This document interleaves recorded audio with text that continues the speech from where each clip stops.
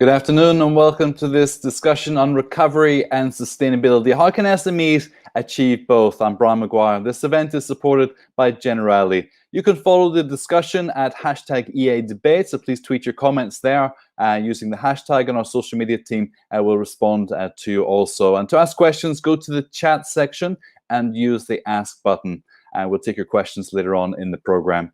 Small and medium-sized enterprises are the beating heart of Europe's economy, accounting for over 90% of all businesses in the EU and more than half of its GDP, employing around 100 million EU workers before the pandemic. The latest Flash Eurobarometer survey on SMEs shows 70% of EU SMEs say they're facing at least one obstacle that prevents their enterprise from becoming environmentally sustainable. From the startup stage, sustainability is seen as an afterthought for many SMEs, with the focus being on profits, revenues, and business growth. This is because sustainability is seen as a long-term investment that often lacks short-term returns, meaning for an emerging entrepreneur, investing in sustainability is less attractive. The current motto of the COVID recovery is build back better, by placing sustainability and the environment at the forefront of our social and economic recovery. So how can SMEs be encouraged and supported to recover strongly while also thinking sustainably? So our panel today to discuss this, we have with us Geraldine Mayhew. She's the Acting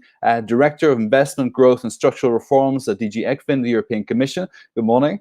Milena Angelova, she's the former Vice President of the European Economic and Social Committee and Rapporteur of the opinion on the EU strategy on SMEs. Great to have you with us.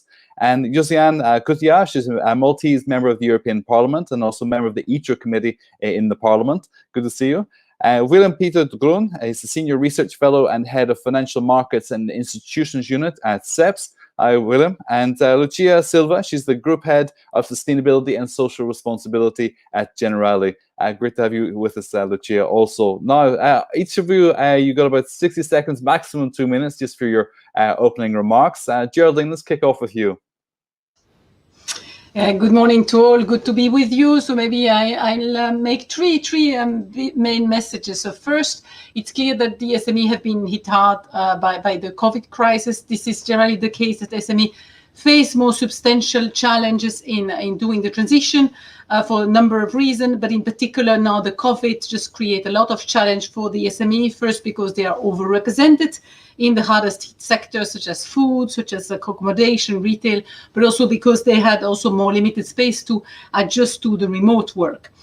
Second, it is important, my second message is clear, it's important to support SME. We have done it at EU level by a number of initiatives, such as, for example, SURE, but there was also support at national level. Now, the question is that while this at some point, this crisis period will finish, so we need to make sure that we continue to support these SMEs in the transition. But at the same time, it's important that our policy is done the support is done in a clever or intelligent way, in the sense that it's targeted to the SME that are needed it, and it's adjusted over time.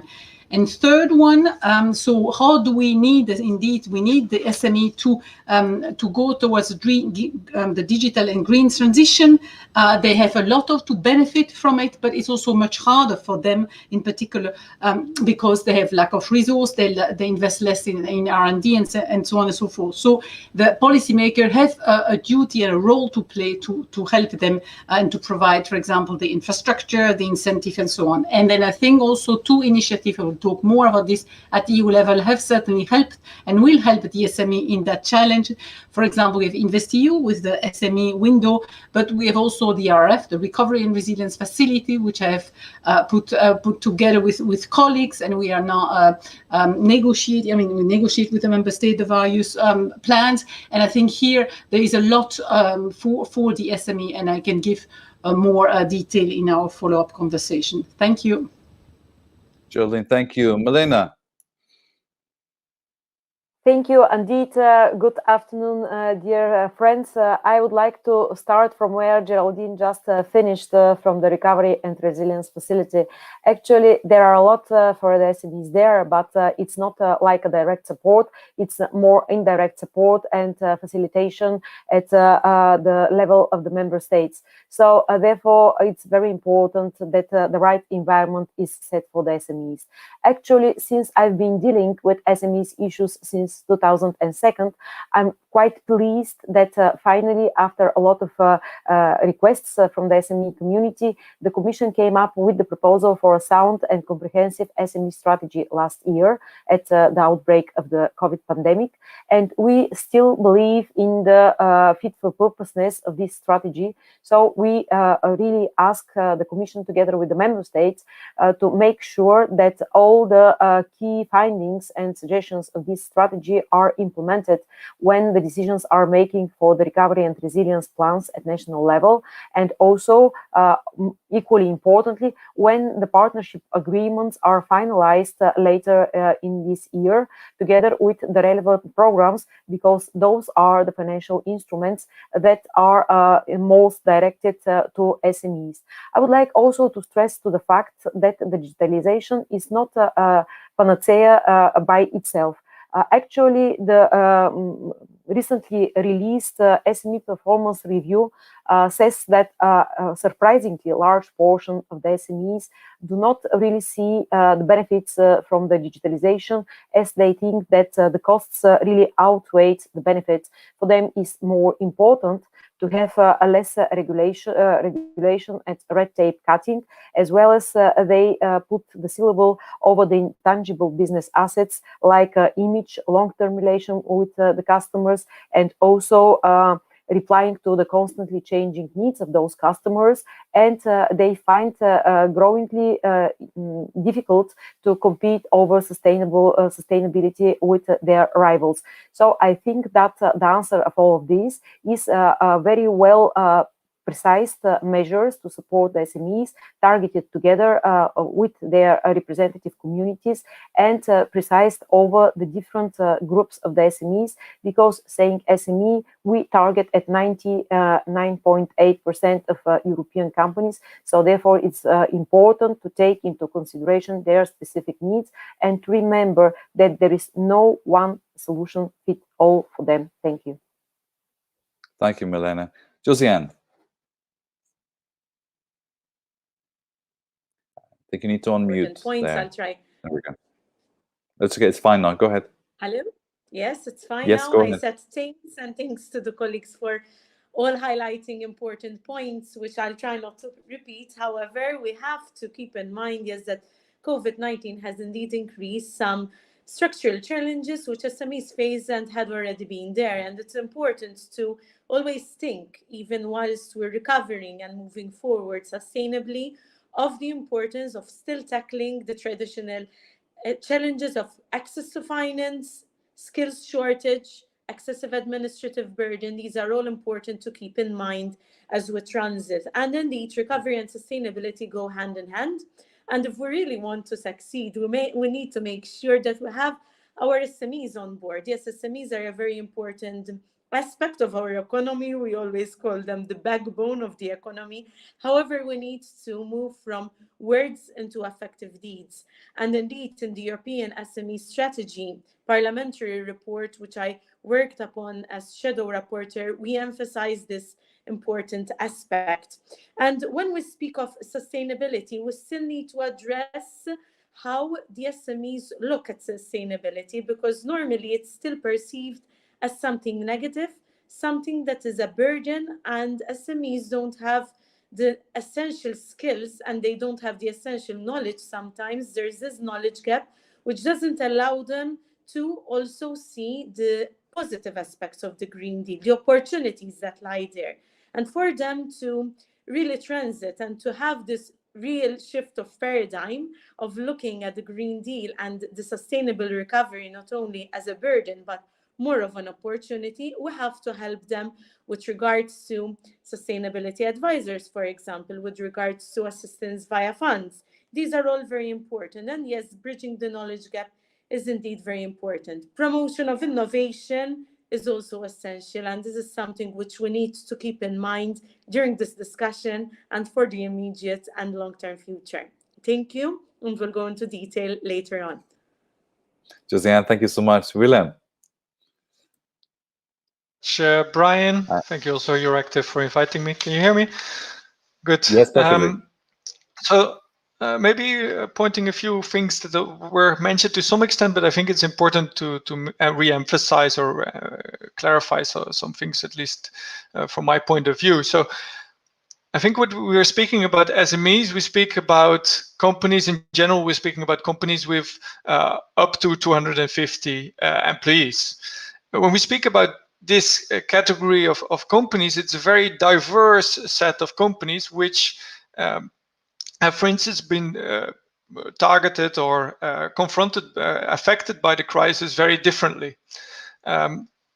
This means that it's also very hard to come up with harmonious policies for SMEs. So in most cases, when we target SMEs, it's necessary to differentiate also in the policies. If you look at sustainability, certain SMEs have much bigger type of footprint, global environmental footprint than others. So also in the policies, this should really be considered. So you can expect much more from a medium company active in manufacturing than you can expect from a micro company active in service industry. So I think this is an important point to emphasize. Happy to discuss later on. Super, thank you. Lucia. Good afternoon, everyone. So let's say I can bring the point of view of a bigger insurer, international one, who is very busy in its own sustainability journey. And what I can tell you from our, let's say, point of view is that, first of all, the recovery must be sustainable. There is not another option. So we cannot see any other, let's say, recovery but sustainable. The second message is that there are huge opportunities in terms of the effort and the focus of the European Commission on one hand, but also of investors. So there will be a huge flow of investment focusing on the sustainable recovery. First of all, the recovery will be green, but also the social will follow. What we have learned during COVID-19 is that the health of environment and the health of people goes hand in hand. So we need to keep the focus on both these two areas. And the transition for small and medium for SMEs towards sustainability must be just. So it's necessary that this sustainable transition keep together the environment and the social piece. As I told you, the big player on the insurance sector, we are also an institutional investor. We see that we really need to push for and support the SMEs in the transition to a more sustainable, let's say, business models. And that's why we will launch Enterprise, which is a flagship initiative, really to support the SMEs to be more sustainable. And how we are doing it, first of all, having a survey, a research to focus on this phenomena and really picture what are the data and the barrier and incentives that SMEs needs to be more sustainable. Second, we will bring some sustainability heroes to show that is it possible to be sustainable for any SMEs. So they will be a kind of ambassador for all the SMEs. And finally, we are really trying to raise this debate. And we will have a big event in Brussels, really to bring together the academia, and so the research, the human touch, so the people, and then all the key decision makers to really understand how to accelerate all together, because this is really about making big partnership to accelerate this transition of SMEs toward more sustainable business models. I'll give you more detail in the following of this event. Yes, you will. Thank you so much, Lucia. Excellent. Geraldine, let's go back to talking about the finance here. There are lots of policy tensions we've just heard, and we're going to try and tease some of these out during the discussion. But we've got the next generation EU recovery funds, which is sizable to say the least. And we have to assume that SMEs, they want to make this transition to a more sustainable approach, but they really can't sacrifice profits, or they simply won't have a business to survive, and there will be no transition in that regard. So what do the recovery funds do? What facility is there for SMEs within this to help them make this transition to a more sustainable business model? Geraldine. First, it's true that it benefits, but I wouldn't say only that indirectly. I think we have both elements. First, indirectly, in the sense that we expect that there are many reforms that are put forward by the member states and that will generally improve the business environment. And clearly that will benefit the SMEs. There will be also lots of infrastructure on digital, for example, that will also help the SME. So clearly, indirectly, the SME will benefit from that in terms of reform for facilitating the business environment and so on and so forth, but it's clear. Second, indirectly, I would say also that many of the plans include business, but will provide business to the local communities and then typically to SMEs, because a lot of those plans include, for example, renovation waves or including trainings on various topics, and these typically will be done and will be procured to local businesses, and so therefore to SMEs. And then thirdly, many of the plans include, in fact, some specific funding for SMEs. For example, I could give you two examples, but there are many. You have, for example, in the Spanish plan, they include financial support for SME in the renewable hydrogen value chain to fund the acquisition of state-of-the-art production capacity, knowledge, and so on. So we have a bit the same in an Italian plan, where we have also a recovery, just a green fund, so which will also directly provide funding to SME. So clearly, we have both the indirect part, but we have clearly the direct one, and I think these are indeed substantial amount of money, and I think a large part will go to the SME either directly or indirectly. Thank you. Milena, the same kind of approach, the SME strategy laid a good foundation. The emphasis has got to be on, we're going to talk more about the digital side later on as well, but making this transition. Do you think the recovery funds are strong enough, or is this so disparate in terms of different types of actions in different places that it's very hard to get the sense that this is a cohesive plan? How do you see it? As a representative from the business community, I believe that the devil is in the details. And while I agree with Geraldine that the Recovery and Resilience Facility is just envisaging indirect support for the SMEs, I would really regret the fact that I think that less than 5% from the national plans are devoted to direct SME support. I can give some examples also with the Bulgarian Recovery and Resilience Plan, in which I was quite involved. But I can say that the main issue also in general for these plans is the dilemma grants versus financial instruments. And here I could say that the SME community really appreciates more grants where the SMEs are ready to donate, to invest the same amount as they receive as a grant, rather than receiving financial instruments. I can assure you, the bulk of SME population across Europe is quite micro SMEs and traditional SMEs who are really even scared out of financial instruments.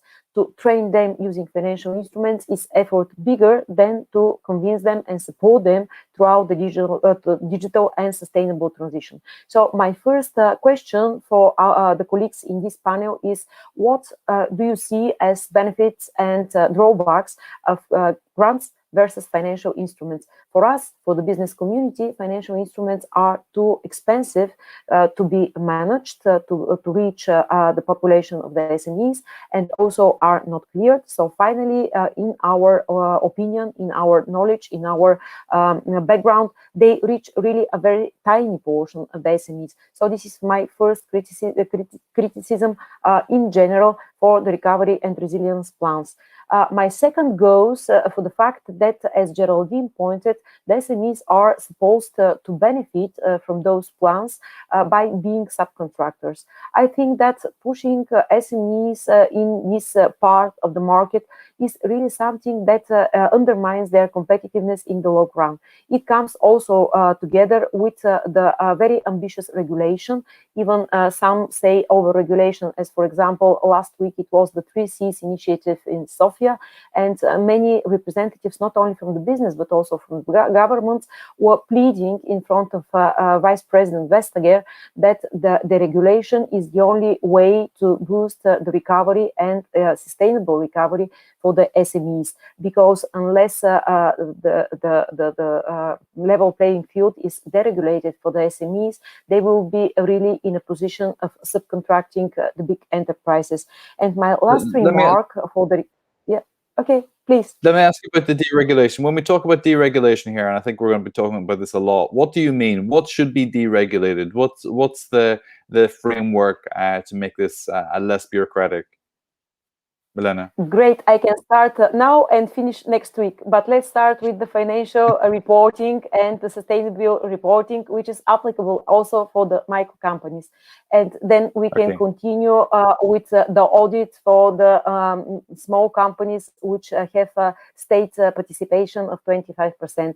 There are so many tangible examples at European level that I think it merits a different chapter in the recovery and resilience plans. And to that extent, I can praise Austria, who devoted this Austria limited part of their plan of facilitating particularly the SMEs to get started and to get developed. But what I can also say that when you speak with the very few unicorns from Europe, finally, you found out that their headquarters are moved to the US, and most of them find difficulty to scale up over the European market, not only because of lack of financing, but also because of the very complicated regulation, which is additional cost and time burden over them. So I think there are a lot of to be done here. Thank you. Thank you. We'll come back to your third point later on. Josiane, just to pick up on this point about financial instruments versus grants as well, how do you see that? Do you think that that's a fair remark? One would have to look at a package of assistance, in my opinion, and therefore I would not rule out one type of assistance vis-a-vis the other.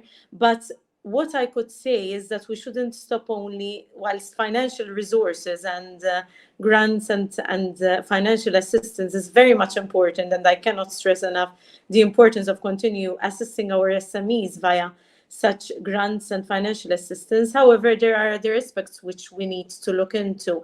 Earlier on in my intervention, I mentioned the sustainability advisors, which we also pushed forward in the report of the European Parliament on the SME strategy, because we believe that it's very essential that we equip our SMEs with addressing the knowledge gap of the opportunities that exist. Not only this, but also in helping them navigate through the different rules and regulations, which may sometimes seem complex.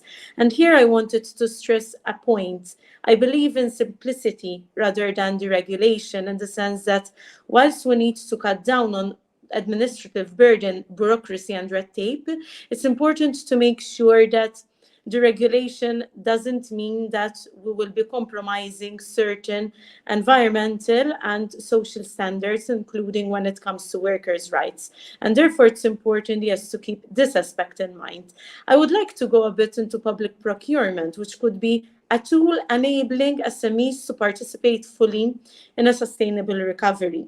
But for our SMEs to participate when it comes to public procurement, we need to make sure also that public procurement is issued in a way and done in a way where it is SME-friendly, where our SMEs won't get lost or disheartened from applying. And let's keep in mind that public procurement accounts for around 15% of European GDP, and therefore that's quite a big chunk of finances, and it could also help our small players such as SMEs in participating in the Green Deal transition, not only from the aspect of going greener, but also in helping them making their economic model more sustainable and of benefiting from such economic model.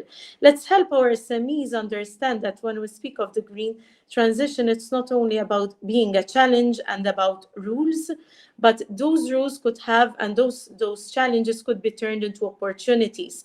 More energy efficiency could mean lesser costs eventually. So whilst you have to invest, and there will be a capital investment with regards to certain infrastructure, then in the long term, there could be certain benefits. Those are some aspects, yes, and there are lots more things to say, but we'll go into them at a later stage. Thank you.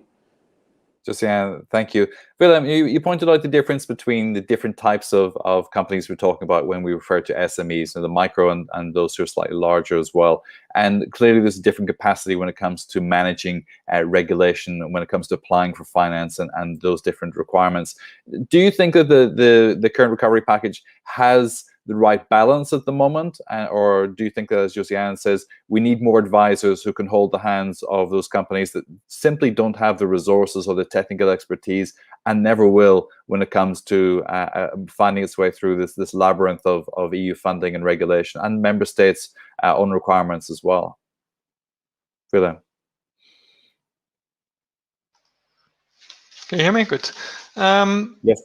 I think it's more the later than the former. So I think we see, if all the research we have done, that the smaller the companies, the more they are focused really on the daily activities and don't have the luxury or resources to focus on other activities. So often I think what we see is that the smallest SMEs are not considering even applying for EU funds, unless they, for instance, go to their banker and they have an option between loan A and loan B, and the one is with a link to an EU instrument, and the other one not, and the one with the EU instrument is more attractive, then they will go for it. But otherwise, it's not something they're looking for. So that it's difficult for the EU to target and reach SMEs directly, even if they wanted to, I think is clear. So that you then look for alternatives. I think you see in many legislations, of course, that there are simplified solutions for SMEs. I think in many cases that works also. I mean, also if we look at the reporting that was mentioned earlier in this conversation, I mean, there needs to be some sort of reporting, even some basic reporting for your tax authority, so that there is then some reporting also to register, so that it doesn't add necessarily that much burden for SMEs. And if you then look at how to, that's another aspect that was mentioned, like about the implementation, like what kind of advice should be given. And you see that there it really helps indeed if some of the burden is taken away. So either industry associations or advisors, or that certain products are standardized. So there is also a role maybe to play. So for some of, if you look at the supply chain, so some larger companies in the supply chain could ease some of the transitions that are necessary on the side of the SME, so that the transition can almost go seamlessly. And the other point, so maybe a last point on this is like, if we look at these different sizes of SMEs, we in general can say that the larger the company, the more they have an effect on their emissions and other sustainability concerns, the more you would be able to, or you can ask from them. And also in the policies, you can make that differentiation. And I think also there you see, of course, already gradually that policies are considering not only just the bulk SMEs, but also considering subsets. So for instance, only applying things to medium and sometimes also smaller SMEs, or only medium and smaller listed, or only medium and smaller manufacturing SMEs. And that way you can ultimately make sure that the policies are becoming more effective and also efficient, and actually stimulate also the SMEs to take the measures that are effective, not only from an environmental point of view, but also from a cost point of view. And if we see, of course, that there is some sort of large cost on the side of the SMEs, which is not natural paying off, then of course you can consider grants. Otherwise, also already financial instruments in many cases can provide the lower financing necessary, because we of course know that SMEs in general are more resource constrained than larger companies, and SMEs in general have higher financing costs than large companies. So in that sense, financial instruments in general could work. However, there is a big issue in targeting them and reaching them. So we need to be aware of that, and you often look at intermediaries like the banks and others to help them, or maybe also the sustainability advisors can sometimes help them. Okay, thank you, Lucia. We're trying to build back better, but bureaucracy has the potential to stand in the way here. You mentioned earlier Generali as an institutional investor as well. I remember with the Juncker Fund in the previous administration, I spoke with American investors, and they said, look, it's all very well, but show us projects. We want to invest in projects as well. So is this how you take the view, how you see the competitiveness element? It's not just about the sustainability of SMEs in the sector, but finding projects, finding companies that have interesting portfolios, interesting capacity that will return your investment in the longer term as well, but with sustainable credentials. How do you see that kind of competitiveness environment? Well, I think that, the biggest challenge for SMEs to be invested in is about disclosure. And my colleagues, the other speakers before me already mentioned it. This is the biggest challenge, because to invest is needed to have, let's say, numbers, and possibly also have numbers that are audited. So, kind of robust number. And SMEs are on their journey. And of course, it depends also on the sector, on the size of the SMEs. But definitely this is, I think, the big challenge, but also the big opportunities that SMEs have in front of them.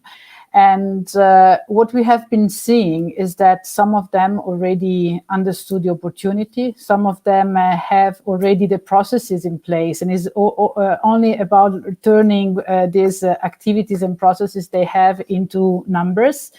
And let me say that in terms of, the investment, what we can say is that, of course, as an institutional investor, we look at this kind of SMEs that can provide this kind of numbers. We have already defined an ambitious 3.5 billion investment fund, which is really meant to support the recovery with a focus on SMEs.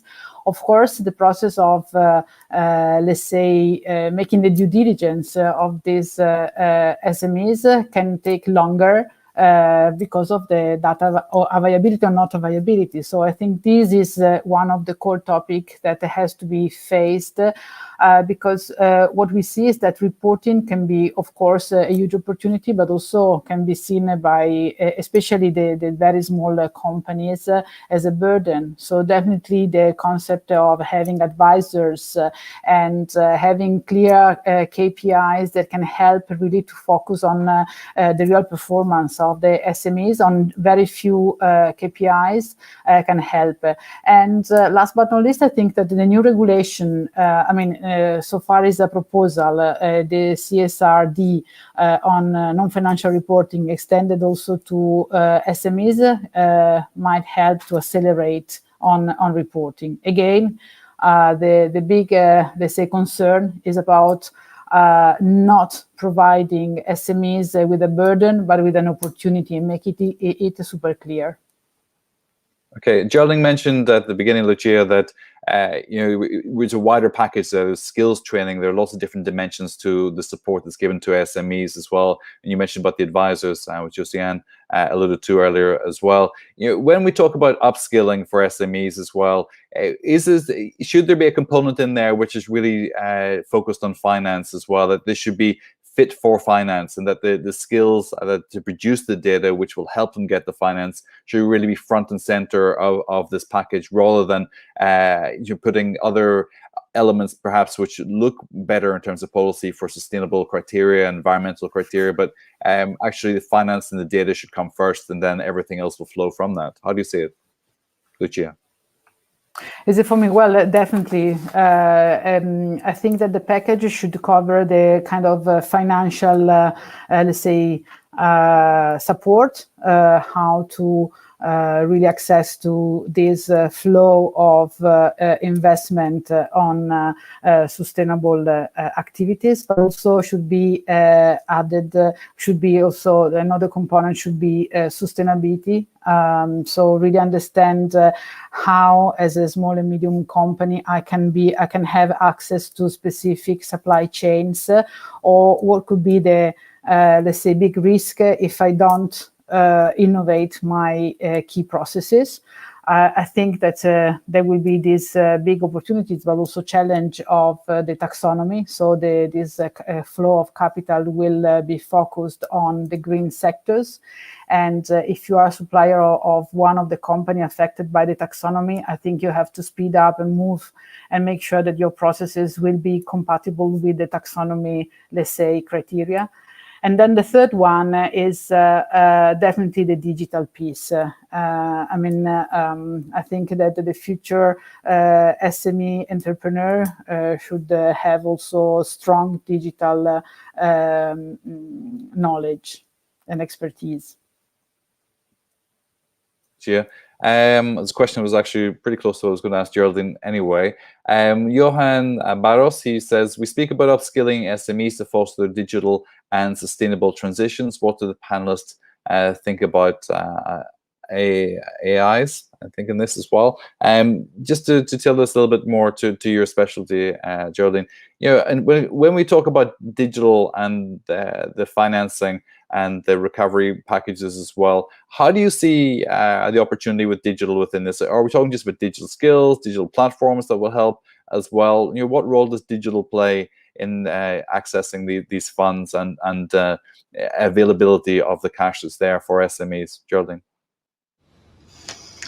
Well, we have, as you know, the RRF as 20% of the, I mean, as a minimum, 20% of the funding needs to be covering digital. So there are quite a bit that each member state has done towards that. And then I think that in most of the case, this can be accessed by the SMEs. We have a lot of, for example, of training on the digital skills, but you have also that many of the plans include some scheme generally regarding that, or introduce also improvement of the digital infrastructure, 5G, which is of course very essential for any SME. So I think generally we have in the plans there's quite substantial opportunities for SME. Now I hear all of the speakers saying that it's true. It's more difficult for the SMEs to access those funds. I wanted to just stress a bit the specificity of the RRF, because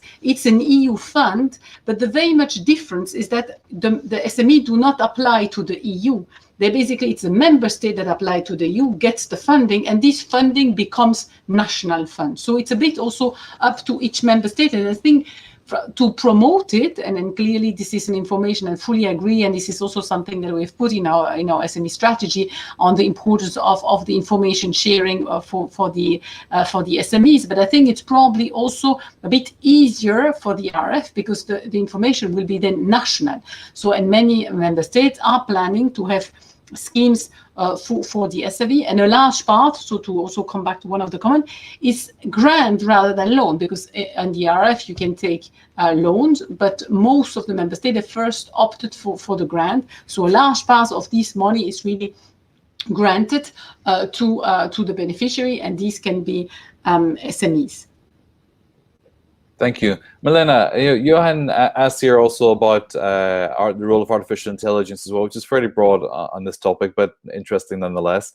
Do you think there's a role for artificial intelligence to help boost this access to finance as well? Do we need to be more innovative with our digital capacity to help SMEs, or are we still continuing on an old pattern which is going to slow the process? Milena. Brian, if I may, before answering your question, I would like to just make some few remarks.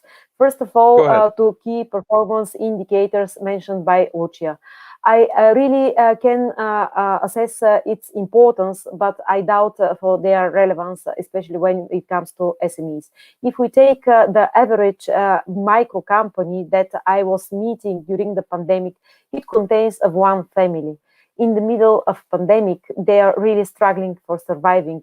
Imagine a family hotel in the mountains. So if the SME performance review from last week says that key performance indicator are something that can be offered to SMEs so that they monitor those key performance indicator in their work in order to boost their digitalization. Can you imagine going to the mountain where the family trying to find funds in order to open the hotel, trying to find customers, trying to manage their supplies because they don't know if they have customers or no. And then I ask them, please also go for key performance indicators to measure if you uptake the artificial intelligence or not. Although I believe in artificial intelligence, I would like to say that the gap between Brussels and the small micro businesses across member states is really big. So we really should go down to the nitty-gritty. Then when it comes to the support, I can tell you that during the pandemic, it was really clear that if a company would like to apply for European funds through the average operational program, it would take between 9 and 12 months to get the money back, back if they are invested. While if the member states make an effort and use some general networks available, like, for example, national revenue agencies or something like this, to distribute those support to the companies, this period can be downsized to about 2 months. So for me, also the speed and effectiveness of channeling the support to the SMEs is very important. And then when it comes to the remark of Peter for the segmentation of the SMEs, I have also a question here, because for me, the industrial strategy and the 14 ecosystem is a step into the right direction, because it gives a kind of segmentation for the SMEs according to the ecosystem they belong.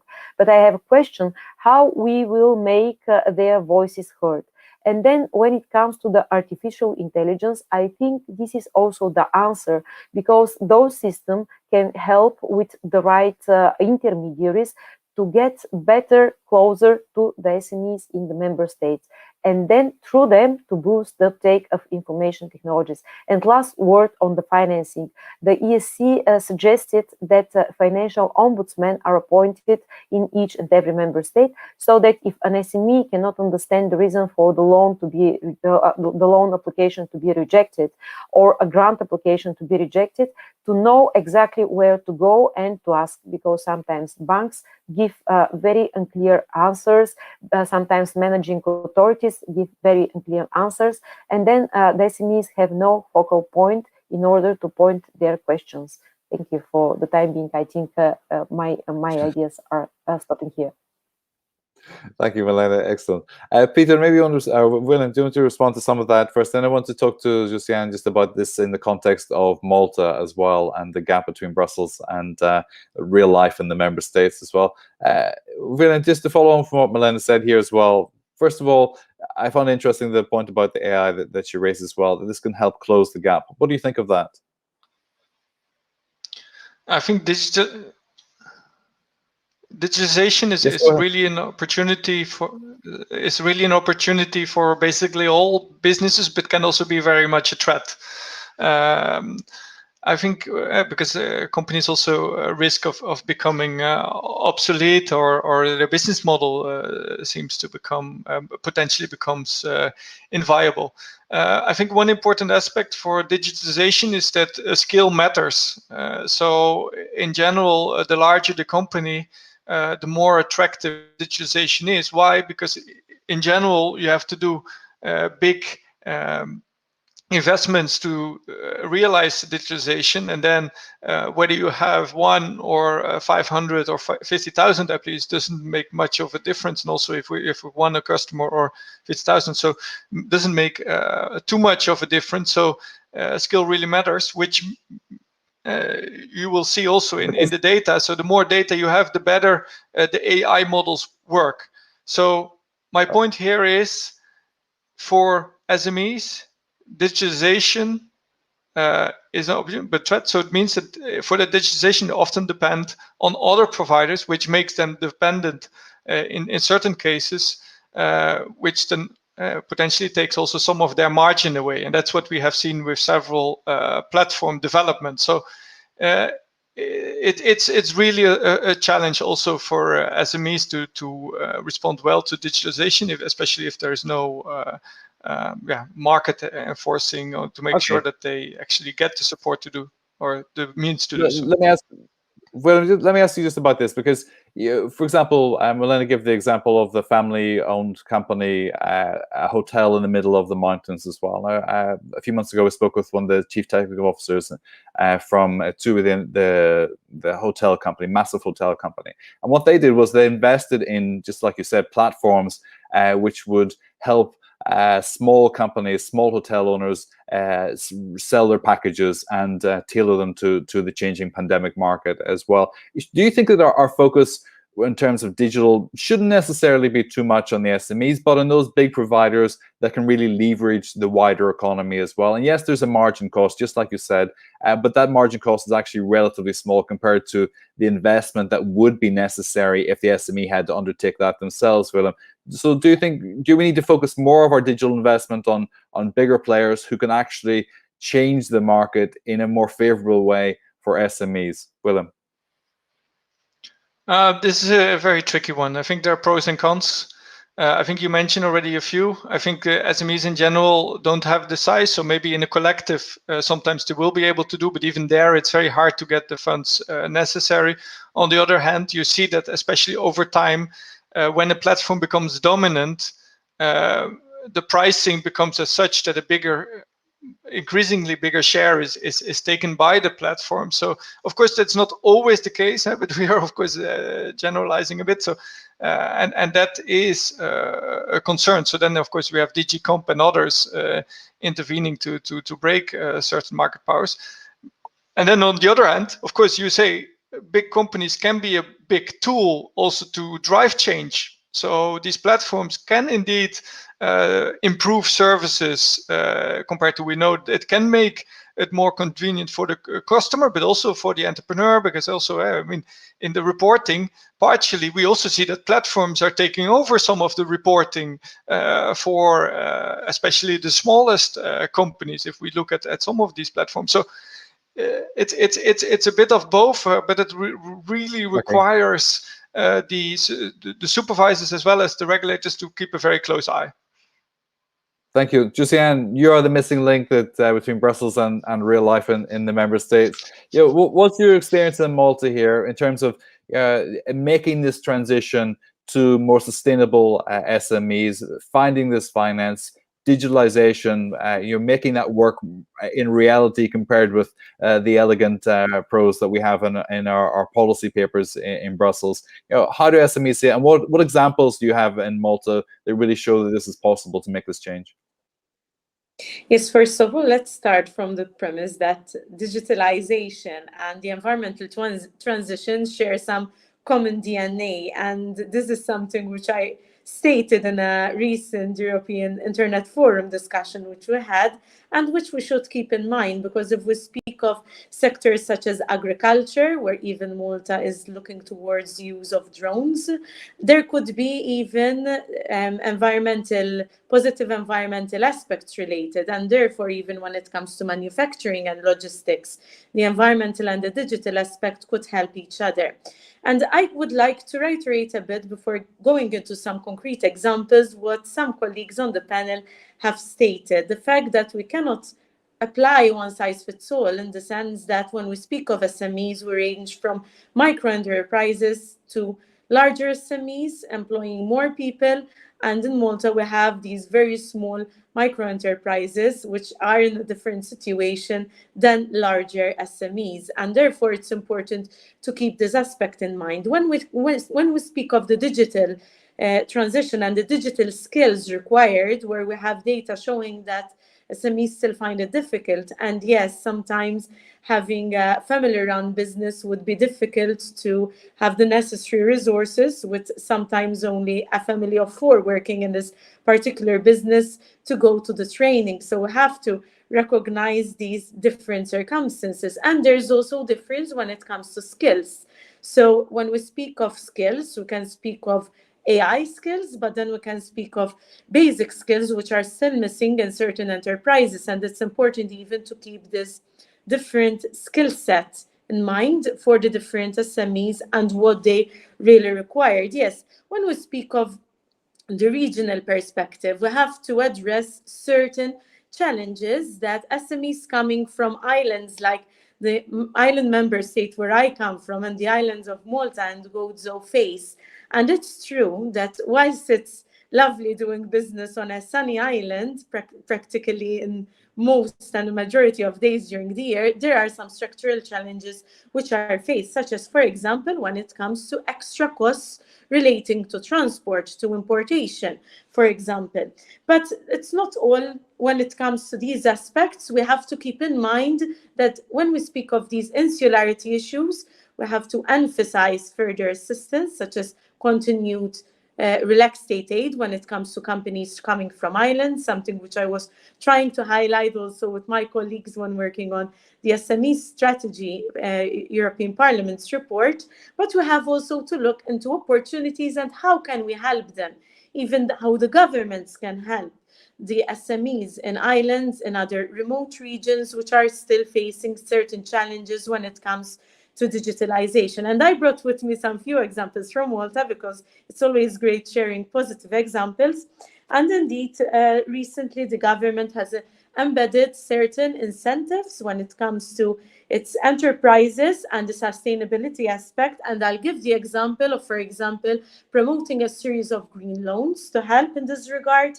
Also, there are companies that may receive up to 5,000 for an energy audit. An energy audit will help them to do this audit and see where they can also improve their energy efficiency, which would even help them in consuming less and having then also more beneficial bills in the long run. And this is very important. And yes, there are schemes that allocate, for example, SMEs resources to undertake projects improving their energy efficiency. These are only a few examples. I'm sure that colleagues have come through other positive examples, and it's important to share these examples so as to help each other understand that there also exists opportunities when our SMEs are rightly supported, both from the EU side, but also from the local side. Suzanne, thank you. Melanie, you wanted to come back on this? Yes, indeed. I would like to ask Josiane if she had the chance to read the SME performance review, which says that recently ACT sector actually is responsible for 2% of global CO2 emissions, which is comparable to aviation sector, and that the digitalization actually bears a lot of risks, starting from the energy consumption, from the mining of precious metals in order to produce dicey devices. Then we can move also to data protection, data abuse, etc. So my question and also plea is, will the Parliament consider also having a closer look to the digital pollution and digital risks? Because for us, it's clear that green and sustainable is not always equal to more digital. And coupled with the reluctancy of a large portion of SMEs toward, if they really necessarily go digital, I think that it's a clear signal for the European institutions to plan with more care and to tackle deeper those issues. So this is my question. Thank you. Thank you, Josiane. Then Lucia. You're on mute, Josiane. It's okay, go ahead. Hello? Okay. Yes. So fine. I was saying that thanks for the question, Milena. And yes, we are aware that there are certain risks related to digitalization. And I mentioned earlier on that we mentioned the twin transition and they have some common DNA, because it is true that in most of the cases, digitalization could help towards more sustainable solutions. It doesn't mean that we do not look into the negative aspect or the risky aspects of digitalization, and rest assured that we are very much aware of these aspects and we do keep them in mind. But it doesn't mean that because there are certain disadvantages and certain risks of digitalization, we don't look at the positive aspect of digitalization and helping towards more sustainability and a better green and environmental transition.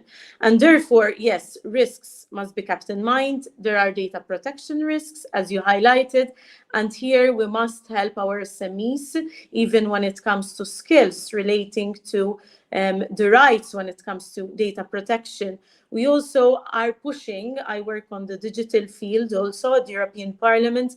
I also try to push at our agenda, the European Parliament's agenda, the importance of making sure that our SMEs transit when it comes to taking the full potential of data, because at the moment our SMEs don't have mostly the adequate knowledge to monetize the data that they are generating, and it's important that they have their fair share. And when it comes, yes, to the data, which is the oil of the century, it's important to make sure that the SMEs transit all along and that we look towards win-win situations, not only for the larger companies, but even our SMEs. Okay.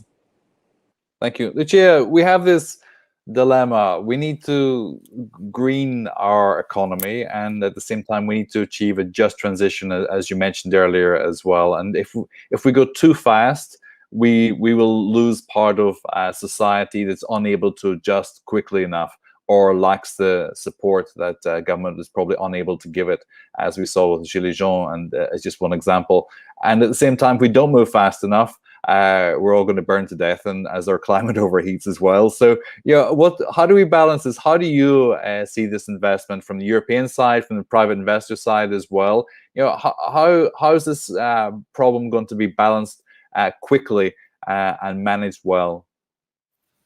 Well, let me say that the social cost of not acting on climate change will be higher than acting. So definitely the transition must happen, and must happen very fast. Say that for sure there is the big dilemma on how to manage the social impact of this acceleration toward green transition first. Actually, what we are in a way also proposing, and we see as a kind of recipe, is first of all partnership between private and public sector, between private, public sector and universities, to better understand, to better engage, to better facilitate the kind of exchange of competence, of knowledge, and also of the different views. So definitely this is the recipe that we see. I mean, as generally we have committed to some big alliances, the net zero sector alliances, and now the net zero insurance alliances, which are all about being net zero by 2050. And we want to reach that net zero through our investment and insurance activities. But the key of this activity, the key of the net zero, is not just about stop investing or stop underwriting. It's really about engaging. And of course, not alone. These are alliances of insurer or of asset owners. And I think this is really the only way for all of us actually to really push for a change, a fast change, which must be inclusive and just. Lucia, do you see the insurance sector as having a strong nudge effect on the economy in this way? It's not a regulator in the traditional sense, but small and medium-sized businesses, they need the insurance packages to be able to function, and therefore the compliance element with the sustainability criteria that the insurers would set will act as a strong incentive for that compliance as well, and for that investment in the sustainability agenda. So do you see the insurance sector as a positive dimension, this as a nudge facilitator? Yeah, sure. This is what we are trying to do in kind of also transforming our own business to make sure it really helps to accelerate the transition. So, and it's really about, on one hand, on loss prevention, like, kind of consulting on the main risk, which are sustainable risk, because when I help an SME to be more aware of the extreme weather event, I'm providing them a consultancy on climate change. So, this is the first, let's say, tool that we have to support this kind of transition and this kind of changes. That is really about giving incentives and about the way we price different companies according to the fact that they are or not in a way aware of the risk they are posing. And then last but not least, we are a platform of relationship, of people, we have millions of customers that, and we are also in a way pushing for more sustainable behaviors toward our insurance products. So definitely is a kind of set of tools that we can use to help accelerate the transition. Thank you. Geraldine, this idea of loss prevention as well, you're responsible for administering taxpayers' money, and we shouldn't have loss associated with that in the longer term. So the idea that we invest in infrastructure projects, even if it's not SMEs, that aren't fit for purpose for our climate future as well. I'm here in Washington today, and the big discussion is about, for example, in the South in Texas, it's cheaper in the longer term to invest in sustainable infrastructure for climate rather than to replace what's already there, because the long-term loss from climate will be 5 times higher if it has to be replaced in the future as well, whether you're talking about flood damage or fire damage as well. So should the European Union, using the recovery funds, be very focused on loss prevention as part of the criteria for a sustainable future? Geraldine.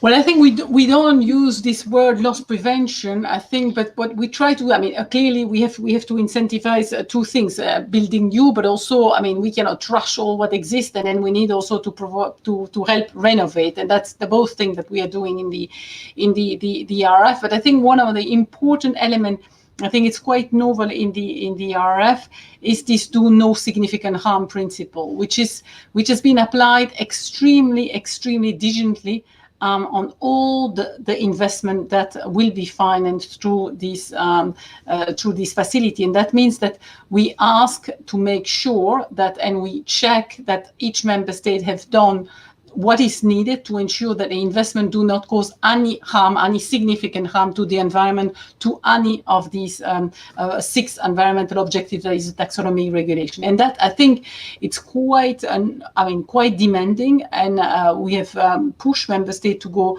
towards that. So I think from that point of view, I don't answer completely your question, but I think we have tried to make sure that the investment now at least do not harm the environment in the future. And I think that's quite important. Now, with the money that we put on the table, they are clearly, we've seen a lot of renovation part on renovation of public building.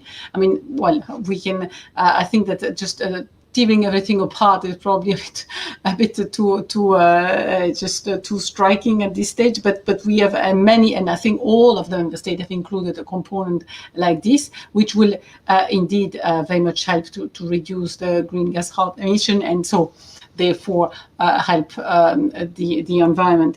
And maybe one last word, which is not completely related to that, but I think it's an important point that I wanted to make. It's also on our role, as policymaker, and we are all here talking about what we need to do for SMEs, and we have, of course, put a lot of emphasis both at EU level and at national level to help the SMEs in the conjuncture in terms of providing the support needed and the liquidity. Now, what is important is also to realize that some of these, so that the liquidity support that we've provided has hidden some of these weaknesses that are usually the case. And what we see is that there are much less bankruptcy now that is usually the case. So we have also to be mindful of the fact that some of this, the company that have been protected were relatively weak company, and said therefore we will see much more of a vague of bankruptcy going forward. And so what is very important now is that as policymaker, you also talk to the private sector to make sure that we understand where the needs are, and to make sure that basically the right company are continued to be supported, and the ones that should not be supported anymore, the support is in a way stopped, or we facilitate the transition towards a different business. The companies die gradually as the social recovery strengthens, I guess. We have a couple more questions here. Willem, maybe you want to take these. I'm going to bundle these two together. One from Ernest Kovacs, another from Johan Barros. Willem, Ernest asks, how do we make customers more confident in SMEs and their businesses these days? That's fairly broad, but I think we can hit that. And Johan asks, should we also rely on traditional SME advisors like accountants and SMEs for digital and sustainable transition? To my mind, that would be in terms of skills and training for SME advisors and accountants to focus on digital and sustainable transitions. Willem? Okay, maybe to start with the last one. I think potentially all advisors already assisting SMEs could be of help. However, we also need to look, of course, do the advisors have the skills required, or can they be trained to have the skills required need to advise the SMEs in the right direction? And I think that for certain advisors, that might be easier than others. Of course, if you're more focused on financial accounting, I mean, there's also discussion, of course, on who does the non-financial auditing. Is that the auditor, or should it be specialized company? The same is a bit for this, like, can the existing accountant actually, for instance, help SMEs in becoming more sustainable, and also with the digital? I think maybe the sustainable partially, but on maybe the digitalization might be more difficult if it goes beyond just the normal business process of, say, the administration process. I think someone already mentioned, like, what are the main challenges for SMEs, but also for other companies. I think today it's not finance. It's in most cases it's finding customers, and the second one is finding the right employees. And in particular in Northern Europe, we see that is increasingly becoming a big challenge for all types of companies, which is especially a challenge in the digital area, so for the digital transition. If we look at customers retention, I think there it's very much, of course, you're thinking always about developing processes, interactions with customers, products, in order to make them really tailored to your clientele or potential clientele. And that's, of course, depends on very much on the entrepreneurial skills. Thank you, Lucia. Let me put this to you, and then a comment from Josiane, perhaps. When you talk about this kind of data which is necessary as well, and also the application processing for finance, do we need to upskill the advisors and accountants as well when it comes to the digital and sustainable transition? I do a lot of stuff with on legal side as well, and judges now need to, we need to have specialist judges simply to deal with digital applications for the justice system as well. Do we need to do this as well for accountants and for SME advisors?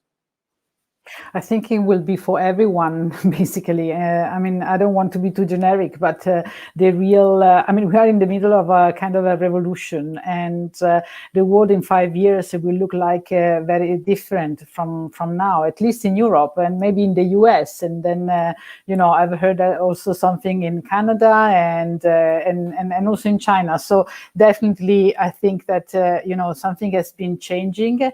And I think that more than thinking about just auditors, it would be like all the university system to make sure that the new kind of leading and key decision makers will have sustainability as a key component of their own, let's say, training and skills. And it is true for engineering, it is true for biologists, it's true for those in charge of communication, for journalists, and you know, can name it. So, and for sure for those in charge of who will take a degree in economics and will be in charge of auditing like integrated reports, which in the future won't be just financial, will be financial and ESG report, because we have learned that ESG information provide very key information, not only on what happened in the past to companies, but also in terms of, you know, what is going to happen. So they really give a kind of forward-looking view that is so relevant for investors, but not only for customers and for citizens overall. Thank you. Josiane, in Malta, you took an approach similar to this with accountants, didn't you? That there was a sense that accountants already deal with SMEs, therefore focus on training the accountants. They will get the process done more quickly. They will understand the complexity of it, and this should oil the wheels of the financing. Actually, it's there's no actual formal aspect there, but it's a question also of the local authorities finding ways and means how to assist SMEs via advisors, these in this case the financial advisors, which are the accountants, which are already assisting SMEs in the financial sector. So this would mean that we have to look at the local ecosystem when we speak of skilling and of assisting our SMEs to address the knowledge gap. It's essential that we look at the local stakeholders, at the local players who could help us in this. Whether it is the accountants who are already financial advisors and who, if they would know of certain schemes in the sustainable aspect and the environmental aspect, which could help the SMEs to incentivize them in the green transition, could let them know of it. It could be the lawyers, for all we know, also, who are also important professions who come in touch with various clients, including SMEs. And this is an innovative way of looking at the local ecosystem, of involving the local economy chambers, for example, the local stakeholders, the local professionals. And I also say, when we speak of the skilling, I would like to mention lifelong learning and the importance of curricula at school. And here I am referring also to the importance of courses with our students, including those who are choosing STEM subjects and careers, when it comes, for example, to modules relating to sustainable recovery and the twin transition. These are important to keep hammering, not only with the already existing SMEs and their employees, but also with regards to future entrepreneurs when it comes to our youths and other persons who are still studying. This is very much important and something that I believe in. And then I also took points whilst we were discussing that we should not forget already existing structures which could help in an advisory role towards our SMEs. And here I do mention the Enterprise Europe Network, which is also important to support our SMEs. On energy efficiency, for example, the European Resource Efficiency Knowledge Center, which could continue to play an important role when it comes to important advisory role to help our SMEs save energy, material, water costs. And we here what the message I'm trying to make and put. Okay, I think it's just frozen there. Parliament's internet's gone down a little bit.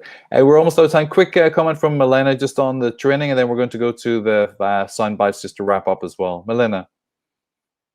Regarding the training, I think that the local actors, the national actors, they have a really key role to play, as they are having the networks to engage all the SMEs to tap their needs and then to transform them into including curricula and online courses. But I also wanted to have a replica to Geraldine in order to ask how the Commission see the balance between the disruptive and the constructive part of the support.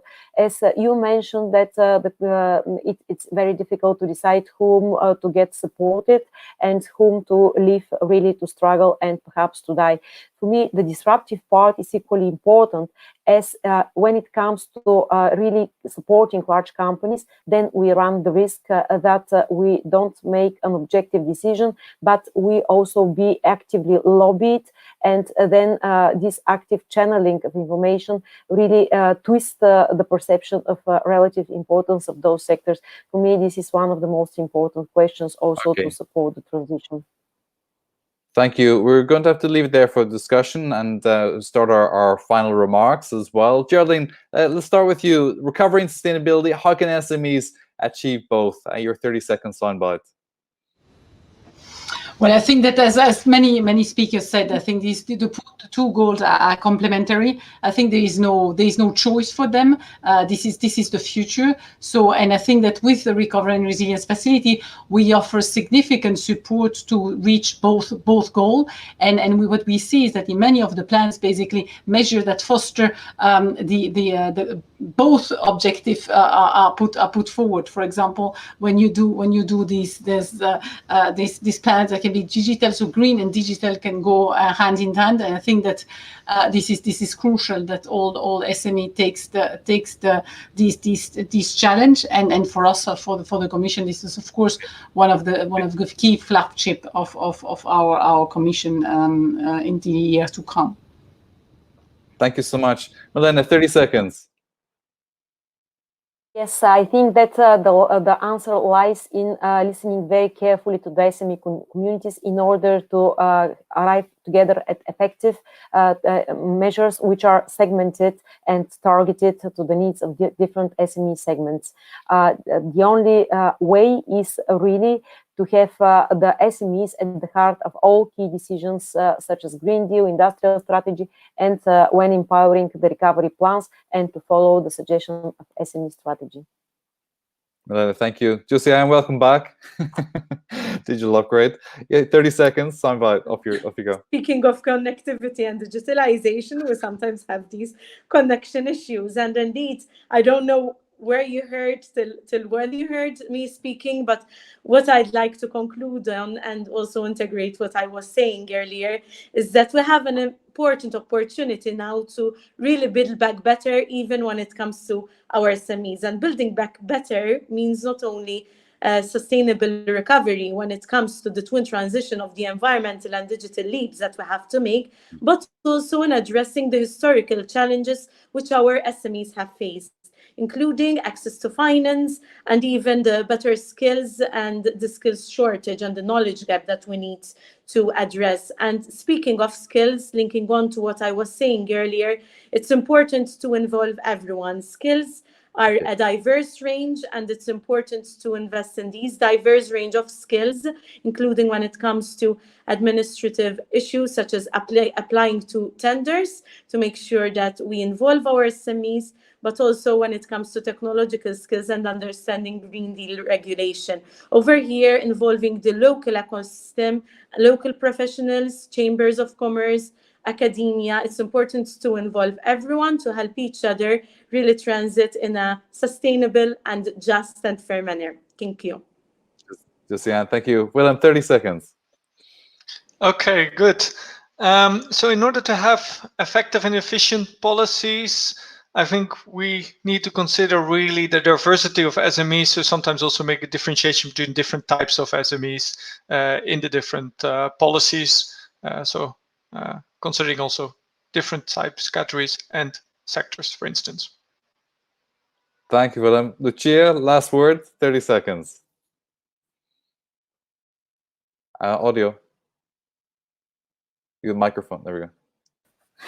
Here we go. Another 30 seconds. The most popular, you are mute.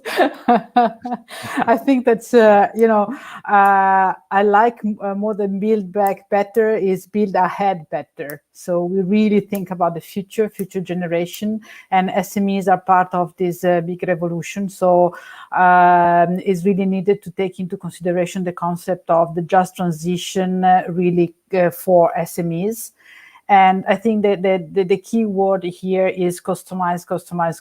So sustainability, Green Deal, and everything has to be customized on SMEs, because all the rules that now are in place are not, they don't fit for SMEs, especially for the micro, as has been pointed out before. So I think this is the key big issue and challenge and opportunity we have as important organization in Europe.